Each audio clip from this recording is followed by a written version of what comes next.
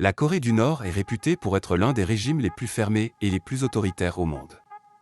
Le pays est dirigé par la famille Kim depuis 1994, Kim Jong-un ayant succédé à Kim Jong-il en 2011. Il peut être difficile d'obtenir des informations précises et fiables sur le fonctionnement interne et les conditions de vie en Corée du Nord, compte tenu de l'isolement considérable du pays par rapport au monde extérieur et de son appareil de propagande officiel étroitement contrôlé. Néanmoins, voici quelques points de vue et rapports courants sur la vie en Corée du Nord. Tout d'abord, Kim Jong-un a pris la tête de la Corée du Nord par le biais d'une succession familiale. La famille Kim a maintenu le contrôle du pays pendant 3 générations, appliquant un régime marqué par une surveillance et une répression étendue tout au long de cette période.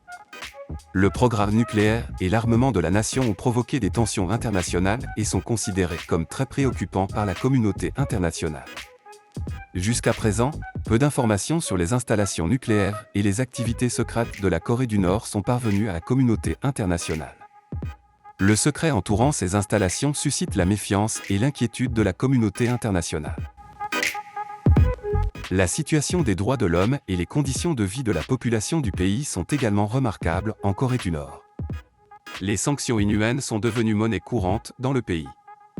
Par exemple, la population nord-coréenne est classée en 3 classes principales et 51 catégories par l'État dans le cadre d'un système connu sous le nom de Songbin, un dossier confidentiel étant tenu à jour pour chaque citoyen.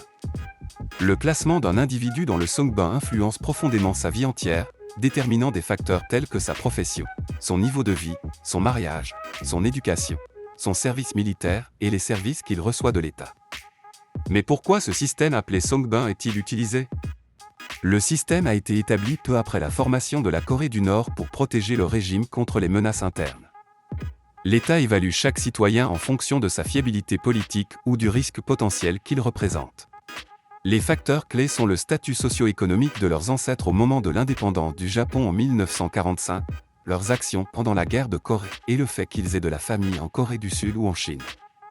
Le facteur qui réduit le plus significativement le score de Songbin est le fait d'avoir des parents dans le monde extérieur. En d'autres termes, la vie en Corée du Nord est fortement influencée par cette classification. Examinons les difficultés rencontrées par les soldats en Corée du Nord, en particulier les femmes. Une ancienne soldate qui a fait défection de Corée du Nord rapporte que dans la 4e armée du monde, les femmes ne peuvent souvent pas avoir leurs règles en raison du stress et de la malnutrition, et que les abus sexuels sont une sinistre réalité pour de nombreuses femmes soldats. Ces soldats sont contraints de dormir sur des lits faits de bas de paddy et d'endurer l'eau froide des montagnes pour leur douche.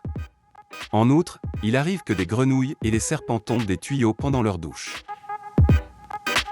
D'autres allégations concernent les femmes soldats en Corée du Nord.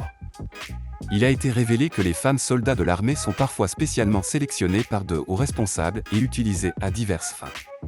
En fait, nous en avons eu connaissance pour la première fois en 2017, lorsque la fille d'un militaire de haut rang proche de Kim Jong-un a fait défection et révélé l'existence d'un harem secret.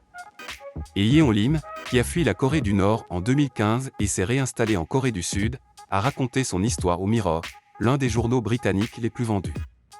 La jeune femme, qui a quitté son pays d'origine après le décès de son père, le colonel Yeon Lim, a raconté son expérience. Lim, qui a mentionné qu'elle menait une vie confortable à Pyongyang en raison de la position de son père, a donné un aperçu de ses observations et des réalités de la vie dans le cercle intérieur du dictateur Kim.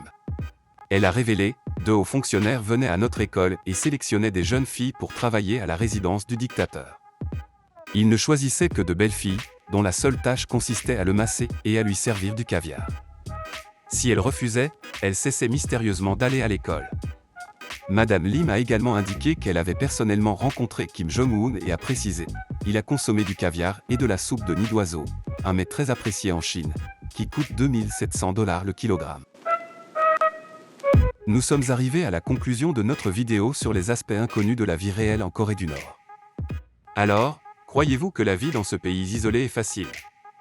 Choisiriez-vous d'y vivre ?